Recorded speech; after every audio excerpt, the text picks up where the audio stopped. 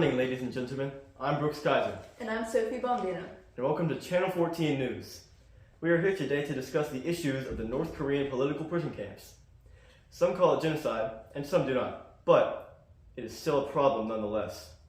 I will now introduce our reporters for the day. This is Katie Ward reporting live from Camp 14. This is Brooklyn Bombino here reporting live from the border of North Korea and China. Reese Meredith live from Channel 14 News.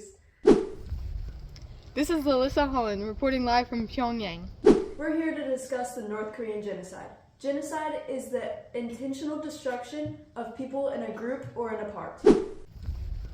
This is Alyssa Holland reporting live from Pyongyang.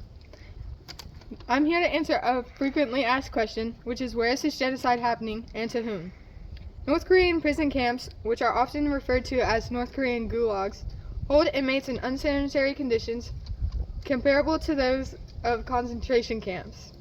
These camps hold those considered enemies of the state or unredeemable because they have committed political crimes. Prisoners are victims of the regime's 3 generations of punishment, where 3 generations of prisoners' families are also sent to the camp. This is Katie Ward reporting live from Camp 14, where we have seen the distinct difference between prisoners and guards. Prisoners have poor hygiene, prisoners' clothing, and poor housing, while guards are well fed and have nice homes. We have recently learned from Shin Dong-hyuk that there were no beds, chairs, or tables. There was no running water, no bath or shower. Prisoners who wanted to bathe sometimes sneaked down to the river in the summer. About 30 families shared a well for drinking water, and they also shared a privy, which was divided in half for men and women. The station is near the southwestern corner of Camp 14, and to get there from school, students had to pass below the Baoiwan compound, which sits on a bluff above the Taedong River. Children of guards live in the compound and attend school there.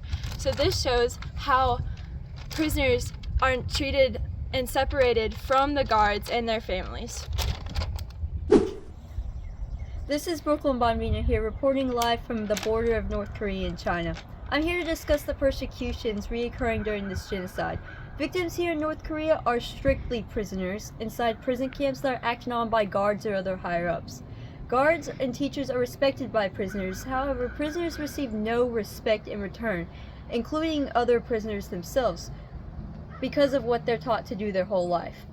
In Blaine Hardin's Escape from Camp 14 on page 18, the novel states, guards taught him and other children in the camp that they were prisoners because of the sins of their parents, and goes on to say that you should consider guards as your teacher, and when a guard lectures you, he's always right. This comes to show how different lives between prisoners and guards are to each other and how separated their lives really are. This is Reese Meredith reporting live from South Korea for Channel 14 News, where I just got back from an interview with Shin Dong-hyuk, the main character of Escape from Camp 14. Shin reports that they had to wear uniforms to make them easily identifiable to guards and North Koreans outside the camp. They are said to have to wear the same uniform for years at a time, no matter how dirty or ripped they became. In the novel, Shin talks about how his pants were cardboard stiff from dirt and sweat. That was Reese Meredith, and now we're back in California. I'm Brooks Kaiser, this is Sophie Bombino, and I'm here to talk about the dehumanization going on in North Korean prison camps. The prisoners' lives are very different from ours. In fact, they aren't even allowed to have furniture. In addition, the prisoners are not taught human-like actions and feelings from birth. They are taught to beat their fellow prisoners and snitch on them when they are making mistakes. Another example of how these poor people are dehumanized comes on page 32 of Escape from Camp 14 by Blaine Hardin, which is the biography of Shin Dong-hyuk. It states that guards were taught to think of prisoners as dogs and pigs. Now more on this topic, Sophie Bombino. Thank you, Brooks. You know, in fact, ever since 1948, when North Korea became communistic, they have been controlling the people of North Korea from anywhere inside their borders. According to nkhiddengulag.org, there are 15 to 25 re-education camps in the north. They have organized every single plan of action and it's just to benefit their communistic ways in their government. Everything that they do is very harmful and very destructionist to their community. This is Alyssa Holland reporting live from Pyongyang. Polarization is a big thing here in North Korean political camps. Here in the camps, prisoners are taught to snitch on classmates, co-workers, and even family. Blaine Harden, in his book Escape from Camp 14, says that children were rewarded for snitching on classmates. Trying to win extra food rations, children told teachers and guards what their neighbors were eating, wearing, and saying, says Harden on page 30 of his book. In the camps, prisoners were taught to never trust each other, driving prisoners apart. Now to Brooklyn Bonvino. Thanks, Alyssa. Discrimination is a reoccurring problem in all genocides, but more specifically in North Korean camps, they're taught to obey specific rules and laws that they're forced to follow. In Blaine Harden's Escape from Camp 14, the appendix labels all 10 laws of Camp 14, which denies almost every basic human right.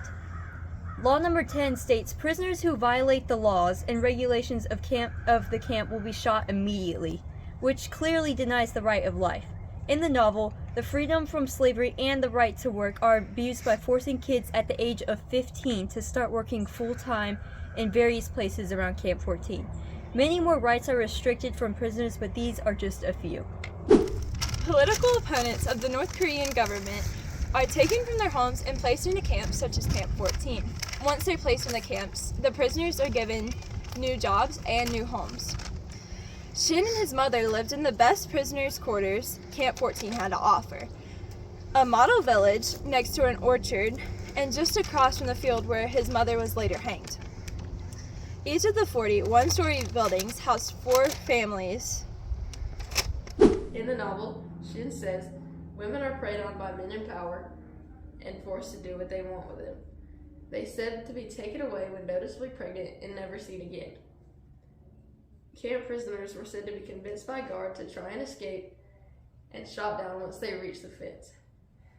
Guards were then rewarded for preventing escapes, and people who disobeyed were publicly tortured and beaten, and sometimes to death. As Reese said, the people inside the camps are exterminated and killed in many gruesome ways. Now we're going to talk about the denial of the North Korean prison camps. For many decades now, North Korea has denied the existence of their terrible prison camps, even though there are satellite images, which will be put on the screen now, to confirm the existence of these camps. Even inside the camps, prisoners are forbidden to give secrets to other prisoners. In Shin Dong-hyuk's book, Escape from Camp 14, written by Blaine Harden, Shin states that he and his father were forced to sign a non-disclosure form stating that they would never tell anyone about the underground prison camp that they were put in and tortured, which you can find more about in the book. This is Alyssa Holland. In the world we live in today, bombs, alliances, and nukes, and many other things keep war with certain countries to a minimum, and one of those is North Korea. An article by World Help states, North Korea has once again been ranked as the most dangerous and deadly country in the world. Many countries do not want to go to war with North Korea, causing people to not take action and help the prisoners in North Korean political camps. Katie, can you tell us a little bit more about why we should get involved? We have recently learned from NK-hittinggulag.org that being one of the most repressive states in the world, inciting fear is one of the ways the government maintains control over their population.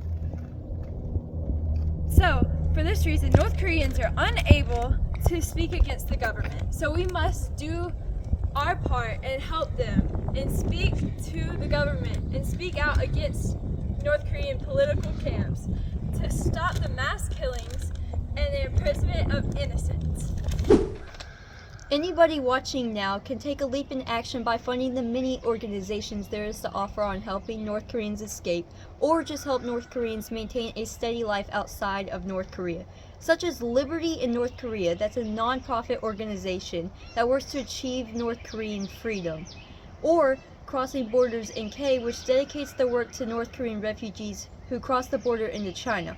Many other organizations help refugees in similar ways and provide the safety and the basic human rights they deserve. Talk to your local congressman and get involved to help us right the wrongs of the Korean government.